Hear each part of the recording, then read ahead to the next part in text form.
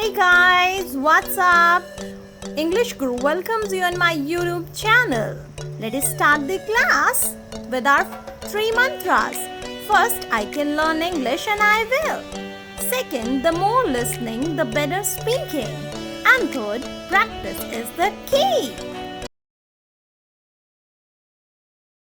So guys, if you have attended my previous sessions, then you might have noticed that in previous sessions we have completed the vocabulary for our home articles. Okay, the basic problem which we were facing, that what to do, what to say this thing in English, what to say this thing in English, which made the English speaking in our home impossible. So now in previous sessions I have made it possible for you people to speak in English with your family members, and now let us move towards the next step. And the next step is, after learning the home articles, okay, now it's time to learn something about the character of persons. So we need to understand what kind of a person he is and what is a particular quality it is.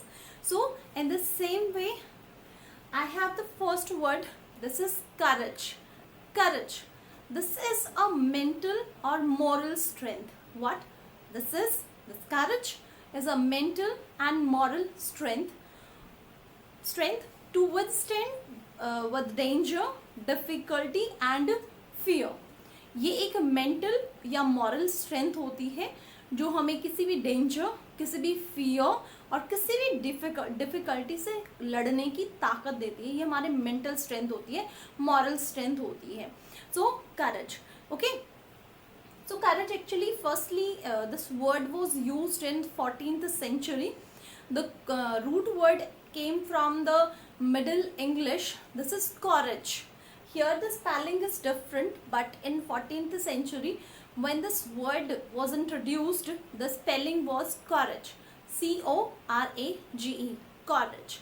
Okay, so this was used in 14th century first. And courage, the root word is cor. C-O-R, cor, and the meaning of this cor is heart. The meaning of this cor is heart.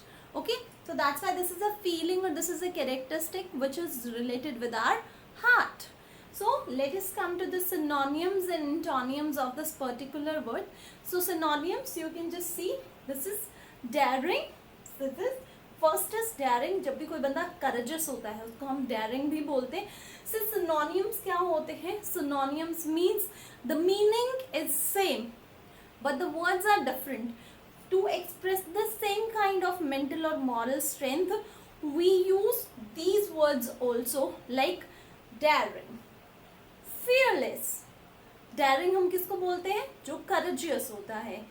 Fearless, जिसके heart में fear नहीं है, जो fearless होता है उसको भी हम करेजियस बोलते हैं. Great heartedness. ग्रेट हार्टेडनेस, जो बड़े दिल वाला होता है, जो सबकी प्रॉब्लम्स को अपनी प्रॉब्लम समझता है और जो दूसरों के लिए लड़ता है, उसको भी हम करेजियस बोलते हैं, ग्रेट हार्टेडनेस बोलते हैं. गट्स. ओके, मतलब किसी को भी अगर किसी के साथ किसी भी प्रॉब्लम से लड़ने का, अगर वो लड़ता है किसी भी प्रॉब्लम से, तो हम कहते हैं ना कि that he has these guts only, he has only these guts. तो गट्स क्या होते हैं? Means that kind of courage. Okay, so सिर्फ वही है जो जिसके पास ये गट्स है, जिसके पास इतनी करेज है, जो इन चीज़ों से लड़ सकता है. Next is hardihood. Next is hardihood, जो डिफिकल्टीज से, हार्डशिप से लड़ सकता है, उसे हम हार्डलीहुड भी कहते हैं. Next is heroism. He showed heroism. Okay, तो हीरोइज्म भी एक जो सिनोनियम है वो करेज का सिनोनियम है. Next is fortitude. Fortitude is also the synonym of courage. See guys, जो synonyms होते हैं उसका meaning वही है जो courage का meaning है. Mean this is a mental or moral strength to withstand danger, fear और difficulty. तो ये सारे जितने भी synonyms हैं उनका meaning courage ही है. But here these words will enhance your vocabulary. अगर हम किसी भी एग्जाम में बैठते हैं तो हमें करेज के प्लेस पे इतने सारे वर्ड्स हम यूज़ कर सकते हैं. You can make your vocabulary impressive. courage is a very common word.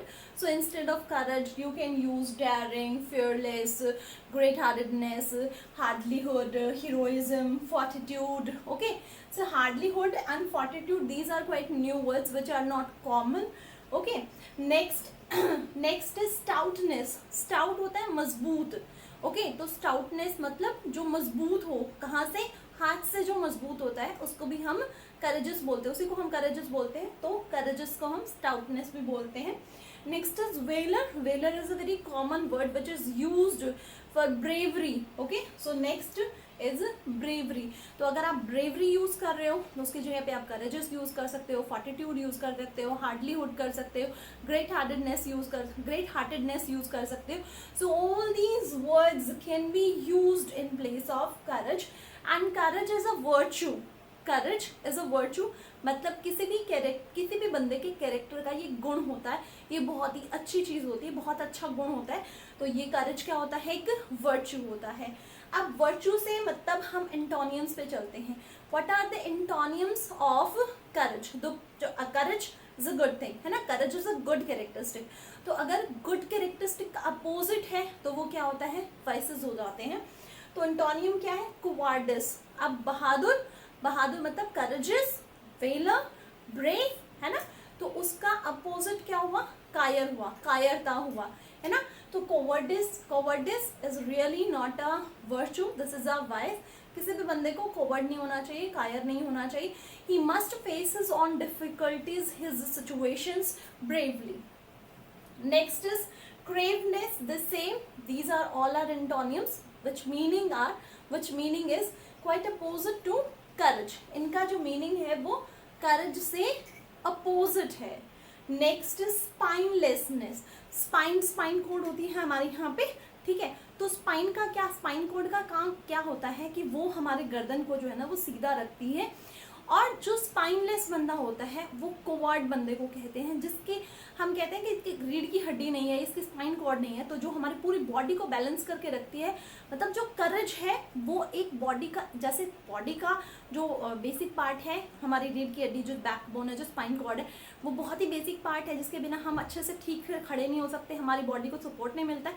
इसी तरीके से करेज भी एक बहुत ही बेसिक फीचर, एक बहुत ही बेसिक वर्च्यू है कैरेक्टर का, जो हमारे पास होना चाहिए. और जिसके पास वर्च्यू नहीं है, ये जिसके पास करेज नहीं है, उसे हम स्पाइनलेस बोलते हैं. मतलब वो कोवार्ड होता है, वो बंदा किसी भी काम का नहीं होता है. This is basically set. Okay, so let us see the example here. She has the courage to support unpopular cause.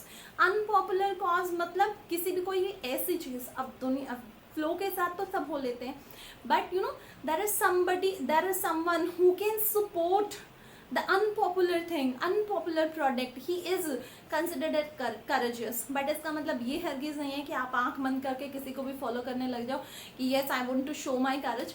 ऐसा कुछ नहीं होता है. You know, use your brain. अगर आपको लगता है कि that really yes this is the right thing and we should not go according to the flow, I should support it because this is the right thing which is to be done, so then you can go ahead. But otherwise you know you should use your brain. but ऐसा नहीं होना चाहिए कि सिर्फ आप ऐसा करने के लिए कि मुझे करेजियस दिखना है या ब्रेव दिखना है, उसके लिए आप किसी भी जो है ना अनपॉपुलर कॉज को सपोर्ट करने लग जाओ.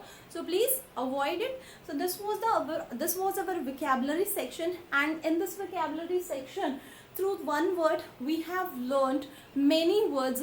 Courage is a basic feature of our character, and along with the courage, along with this word only, we have learned many words, the synonyms and the antonyms. So I hope you have liked this session. So let us now move towards the next section. So guys, in this idiom section we are going to do some idioms which are related to our character. Okay, किसी भी बंदे को अगर मुझे explain करना है तो वो बंदा कैसा है, उसके बारे में मैं क्या मतलब क्या खासियत है, क्या स्पेशलिटी है, तो उन स्पेशलिटीज़ को ही अगर हम idioms के थ्रू अगर एक्सप्रेस करते हैं then it leaves a great impression over the listeners. Okay, so let us see today we have 5 idioms which are going to describe some different kind of people. So you just find out that these idioms are suitable on whom. Okay, you can just look at your surrounding and you can find out a person who is suitable to these idioms. So my first idiom is pain in the neck. Okay, अब pain in the NAAC मतलब क्या है कि जब हमारे NAAC में pen हो जाता है तो हम क्या करते हैं, कुछ काम नहीं होता, कुछ काम नहीं होता, we are very much irritated, annoying, है ना। तो जब हमारे नेक में पेन हो जाता है तो हम बहुत ही ज़्यादा इरिटेटेड फील करते हैं। तो इसी तरीके से जो पर्सन हमें इरिटेट फील कराता है, जो पर्सन हमें अनॉय करता है, हमें नाराज़ करता है, या जिस पर्सन को देख के हमें इरिटेशन होने लग जाती है, that kind of a person is called pain in the neck. Saurabh is such a pain in the neck in these days. Okay, Saurabh is such a pain in the neck these days. आजकल सौरभ जो है वो बिल्कुल ही जो है ना गले में दर्द जैसे होता है ना, इतना ही इरिटेट करने वाला हो गया है आजकल। वो मुझे बहुत ज़्यादा इरिटेट करता है, बहुत ज़्यादा अनॉय करता है। नेक्स्ट इडियम है हमारा अ पीपल पर्सन। अब देखो, अ पीपल पर्सन, पीपल मतलब लोग, पर्सन मतलब ऐसा आदमी जिसे लोग पसंद करें। अब पीपल पर्सन मतलब ऐसा इंसान जिसे लोग पसंद करें। और लोग किसे पसंद करते हैं? जो ज़्यादा बोलता है उसे पसंद करते हैं, या जो ज़्यादा सुनता है उसे पसंद करते हैं। Just find it out. Of course the person who speaks too much is not liked by people, but a person who listens to other is always liked by others. So a people's person means a good listener. Okay, Ram is a people person. Okay, Ram is a people person. Ram सबका चहेता है. Why? Because he is a good listener. He listens to others and he is liked by everybody.